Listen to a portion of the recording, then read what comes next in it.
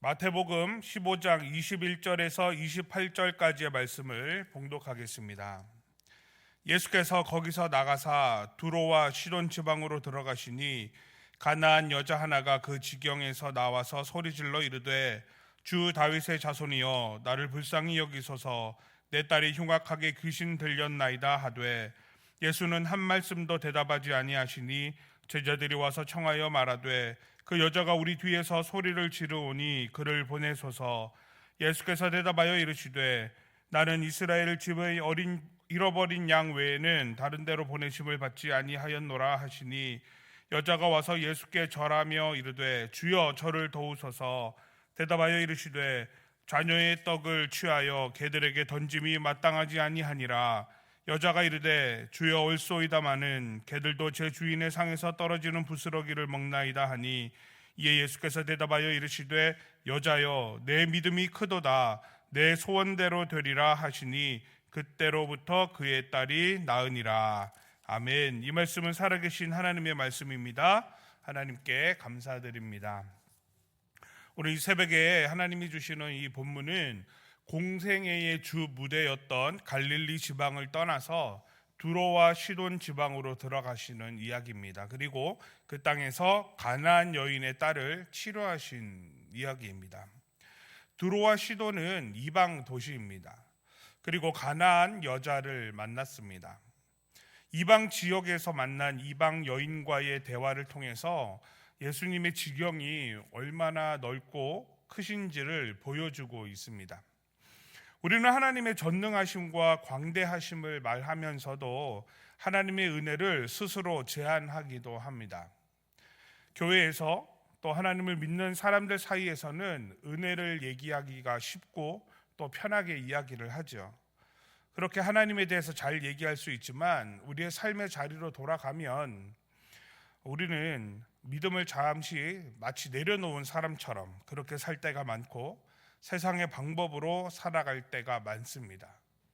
또 내가 그 은혜를 놓치고 싶지 않아서 세상 가운데 살아가면서도 은혜를 얘기하는 사람들을 보면 때로는 소통이 잘 되지 않고 우둔한 사람인 것처럼 이렇게 말이 잘 안 통하는 사람처럼 보여질 때가 많습니다.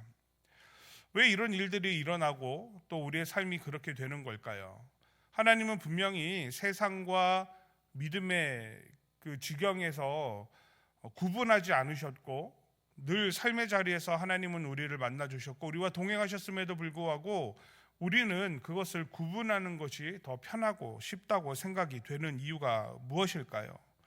바로 오늘 본문에서 이야기하고 있는 이방 지역을 향해서 나아가시는 예수님, 그리고 이방에 있는 여인을 만나시는 예수님을 통해서 예수님의 그 구원의 사역이 얼마나 확장되고 있는지를 우리가 깨달을 필요가 있다라고 말할 수가 있겠습니다. 하나님은 우리의 생각을 뛰어넘으시는 분이시다라는 사실을 우리가 인정하고 받아들여야 됩니다. 하나님은 무소부지하시고 전능하신 분이시기 때문에 그렇습니다. 그러니까 우리가 제한하고 우리가 축소한다고 해서 제한되거나 축소되시는 분은 아니다라는 사실을 우리가 알아야 되는 거죠. 우리가 믿는 하나님은 우리의 생각과 우리의 경험에 갇혀 있는 분이 아닌 것을 우리가 깨달아 알아야 합니다. 그래서 오늘 기도할 때 우리는 어떻게 기도해야 되냐면 우리의 생각과 경험을 뛰어넘는 하나님이 나의 하나님인 것을 내가 신뢰하게 해주십시오. 내가 그 하나님을 온전히 믿게 하여 주십시오.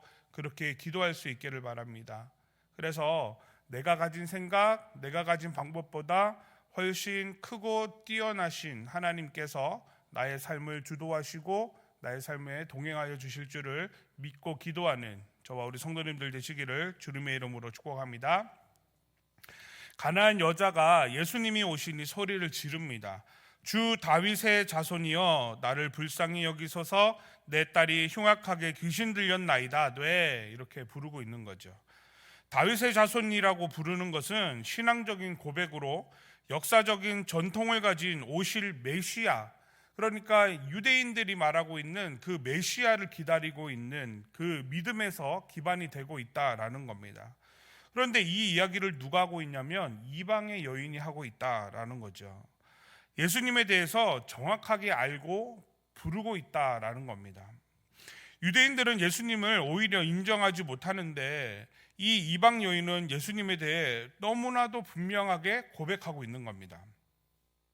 같은 예수님이시지 않습니까? 그런데도 불구하고 오시기를 소망하는 그 유대인들은 인정하지 못하는데 이 이방 여인은 그 예수님에 대해서 분명하게 알고 부르고 있다. 어떤 차이가 있는 것일까요? 무슨 차이가 있길래 예수님에 대해 부정하기도 하고 또 정확하게 그 정체성을 알고 부르고 있을까요? 이유는 바로 겸손함이다라고 볼 수 있는 거죠.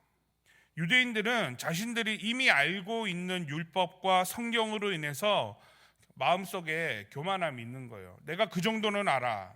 내가 성경을 얼마나 봤는데, 내가 신앙생활을 얼마나 했는데, 이런 마음이 있는 거예요. 그런데 이 이방 여인은 어떤 마음이겠습니까? 그런 거 하나도 모르는 거죠. 성경에 대해서도 잘 모르고 단지 지금 내 딸이 흉악한 귀신에 들렸는데 세상적인 방법으로 해결이 안 돼. 그래서 어떻게 하지 찾다가 메시아가 이 땅에 오신 예수님을 알게 되고 그분을 부르는 겁니다. 그러니까 이 이방 여인은 오히려 전하고 알려주신 대로 보고 듣고 알고 믿는 거예요. 유대인들은 어떻게 믿습니까? 내가 믿고 싶은 것만 믿고 내가 듣고 싶은 것만 듣고 내가 알고 싶은 것만 아는 거죠. 그 외의 것들이 주어지면 어떻게 되는 겁니까? 부정하는 거예요. 받아들이지 않는 거죠. 그거 아니라고 얘기하는 겁니다.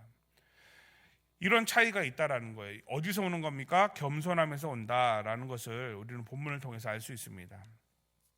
같은 예수님을 만나는데 결과의 차이가 있음을 우리가 볼 수 있는 거죠. 그렇다면 오늘 이 새벽에 나와 예수의 이름을 부르며 기도하는 저와 우리 성도님들은 예수님을 또 우리에게 주신 하나님의 말씀을 어떻게 받아들여야 됩니까? 나에게 주신 말씀으로 받고 그 말씀대로 살려고 겸손히 나아갈 때 오늘 예수님은 다윗의 자손이요 우리를 구원하러 오신 메시아로 우리가 수용할 수 있고 받아들일 수 있다라는 거죠. 이것이 바로 이 여인의 간구함이 응답되는 결과가 보여지고 있는 모습이다라는 겁니다.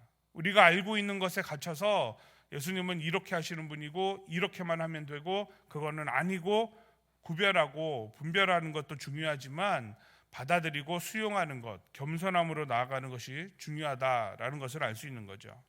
그러므로 오늘 우리가 기도할 때 내가 아는 지식과 성경으로 인해서 교만하지 않고 겸손히 하나님을 인정하며 간구하여서 모두 응답받는 이 새벽이 될 수 있기를 주님의 이름으로 축복합니다. 여자의 간구함에 예수님이 대답하지 않으십니다. 이런 본문은 사실 보기가 굉장히 어렵죠. 예수님께서 의도를 갖고 계신 겁니다. 제자들이 여인의 간구를 듣고 오히려 불쌍히 여겼다라는 거예요. 그래서 제자들이 와서 청하여 말하되 그를 보내소서 이렇게 얘기하고 있습니다. 그러니까 여기서 보내소서라는 것은 시끄러우니까 빨리 쫓아내십시오 이런 의미가 아니라 저렇게까지 하니까 빨리 응답해서 보내주시죠 이렇게 하는 이야기라는 거예요. 그러니까 문제를 빨리 해결해서 보내주라는 호소를 하고 있는 겁니다.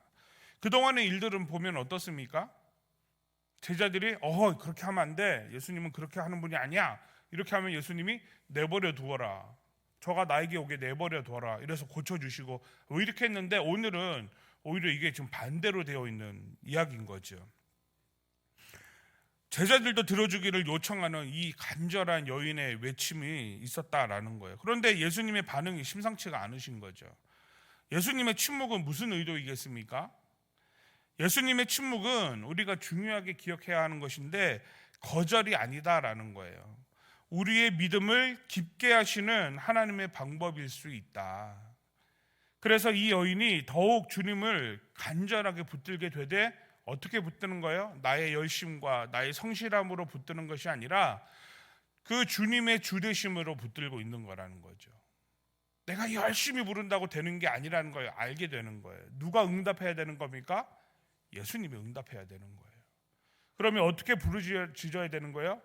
내가 하고 싶은 방법대로가 아니라 주님이 응답하시는 방법대로 부르짖을 수 있어야 된다. 이렇게 되는 거죠. 예수님은 지금까지 이런 거친 표현을 쓰신 적이 없지 않습니까? 성경에 누구도 이렇게 쉬운 표현이 아니라는 거죠. 그런데 이렇게까지 표현하시는 이유는 무엇입니까? 믿음의 테스트다라는 거죠. 믿음의 생활이 우리에게 주어질 때 환경이 좋을 때뿐만이 아니라 분주하고 괴로울 때에도 하나님을 잃지 않아야 함을 극단적으로 보여주고 있는 예다라고 할 수 있는 겁니다. 이 여인이 그의 딸이 흉악하게 귀신 들린 상태입니다. 모든 방법을 써봐도 해결이 안 되고 마침내 예수님에게까지 나아오게 된 것 아닙니까? 그러니까 지금 내가 자존심을 세우고 점잖게 그렇게 구할 수 있는 형편이 안 되는 거죠. 왜 그렇습니까? 마지막 방법이잖아요. 이거 아니면 이제 해결 방법이 없습니다. 예수님의 반응이 내 마음에 들지 않는다라고 하더라도 간구해야 되는 거죠. 끝까지 붙들어야 되는 겁니다. 이것이 유대인들보다 더 간절한 간구이지 않겠습니까? 이 이야기를 보니까 구약의 성경 인물이 한 명이 생각이 납니다. 누구죠? 나하만 장군 생각납니다. 그죠? 나하만 장군이 그 병이 났을 때 엘리사를 찾아가서 병을 고쳐달라고 합니다. 그랬더니 엘리사가 나와보지도 않고 요정을 내보내서 거기 가서 7번 씻으시면 된답니다. 이렇게 얘기를 하는 거예요. 그러니까 나하만이 화가 난 거죠. 내가 지금 여기 왔는데 어떻게 엘리사가 나와보지도 않고 그것도 요정을 내보내서 이렇게 할까? 기분이 상하고 찝찝합니다. 그러니까 어떻게 합니까? 돌아가 버리잖아요. 병을 고칠 마음보다 거기에 마음이 상하는 거예요. 우리의 모습, 특히 한국 사람들의 모습에 이런 모습이 많이 있지 않습니까? 점잖하게 뭐가 이렇게 얘기할 때도 뭔가 부탁을 할 때도 내가 지금 이런 사정인데 이렇게 좀 해주십시오 이렇게 부탁 안 하죠. 아니 뭐 이렇게 부탁할 때도 뭐 인사부터 시작을 해서 잘 지냈나부터 시작을 해서 자녀들은 어떻고 그렇구나. 뭐 요즘 경제적으로 어렵지는 않지. 뭐 굉장히 돌아가다가 마지막에 한마디 뭐라고 합니까? 도와줘. 이러고 이걸로 이제 끝나는 거죠. 못 알아들으면 도움을 줄 수가 없는 거예요. 왜 이렇게 됩니까? 점잖음을 우리는 중요하게 여기기 때문에 그런 거죠. 자존심. 그런데 오늘 여인은 어떻습니까? 지금 그게 중요한 게 아닌 거예요. 이 새벽에 우리가 기도하러 나오는 이유가 무엇입니까? 내 문제에 대해서 오늘 하루를 살아가는 삶에 대해서 하나님께 맡기고 의탁하고 하나님이 나를 돌보시기 위함 아닙니까? 그 간절한 마음으로 주님 앞에 기도할 때 적극적인 믿음의 고백과 겸손함에 예수님께서 테스트하시고 있다라는 것을 우리가 알아야 되는 거죠. 어쩔 때도 기도해야 된다라는 거예요. 우리의 형편이 조금 어렵고 내가 지금 내 처지가 좀 민망하게 될 때에도 하나님을 향한 기도가 멈추어지지 않아야 된다라는 거예요. 하나님이 도우심이 늘 감사하고 기쁨일 때도 하나님을 붙들어야 되지만 힘들고 어려운 상황에도 여전히 하나님을 붙들어야 된다라는 것을 오늘 보여주고 있는 겁니다. 그래서 마지막에 여인에 대한 믿음을 칭찬하시고 기도에 응답해 주시는 것을 우리가 보게 되는 겁니다. 그러므로 이 본문을 대하면서 우리가 오늘 기도할 때 전심으로 기도하고 자존심을 버리고 간절히 기도할 수 있기를 바랍니다. 내 문제를 빙글빙글 돌려서 아무렇지도 않은 것처럼 하는 게 아니라 간절한 그 문제를 분명하게 똑바로 인지하고 하나님 앞에 도와달라고 기도해야 되는 겁니다. 그러면 하나님은 우리의 믿음으로 말미암아 기도에 응답해 주실 줄을 믿습니다. 하나님의 응답의 때가 나의 때가 아니고 원하는 방법이 아닐지라도 우리가 전심으로 기도하며 간절히 기도하면 하나님이 응답해 주실 줄을 믿습니다. 누구로 인해서요? 이 여인의 믿음으로 인해서 28절에 여자여 내 믿음이 크도다 내 소원대로 되리라. 지금 예수님이 누구대로 들어주시는 겁니까? 여인의 간구함대로 들어주시는 거예요. 이 역사가 오늘 이 새벽에 우리에게도 일어날 수 있도록 이 여인과 같이 부끄러움 중에서도 괴로움 중에서도 끝까지 하나님 기도하는 저와 우리 성도님들 되셔서 오늘 응답받는 하루 하나님의 역사가 일어나는 새벽 되기를 주님의 이름으로 축복합니다. 기도하겠습니다. 자비로우신 하나님 아버지, 하나님의 지경이 얼마나 넓고 깊은지 알게 하시니 감사합니다. 우리의 생각과 경험에 하나님을 가두고 내가 아는 만큼만 믿었던 교만을 용서하여 주시옵소서. 예수님의 침묵은 우리를 거절하심이 아니라 우리의 믿음을 깊게 하시는 줄 믿습니다. 견디고 감당하여 하나님께 겸손히 나아가게 하여 주시옵소서. 주님의 응답이 더디게 느껴지고 거절처럼 보일지라도 믿음을 굳게 세워 주님의 손길을 신뢰하며 간구하게 하여 주시옵소서. 우리의 기도를 전심으로 주님께 드리고 끝까지 주님 붙들고 살게 하여 주시옵소서. 환우를 위해 기도합니다. 상하고 찢긴 우리의 마음을 위로하시고 질병과 노고와 아픔으로 신음하는 성도들에게 우리 하나님 찾아가 주셔서 통증이 사라지게 하시고 깨끗하게 낫게 하시며 치료의 광선을 바라사 회복되게 하여 주시옵소서. 이 새벽에 우리의 간구를 주님께 올려드립니다. 가정을 위해, 직장과 일터와 사업체를 위해, 또 건강을 위해 여러 가지 간구함을 간절히 구하오니 정확하고 구체적인 하나님의 인도하심이 우리를 붙들어 주셔서 응답의 역사가 이 새벽에 있게 하여 주시옵소서. 이 모든 간구를 예수 그리스도 이름으로 기도하옵나이다. 아멘.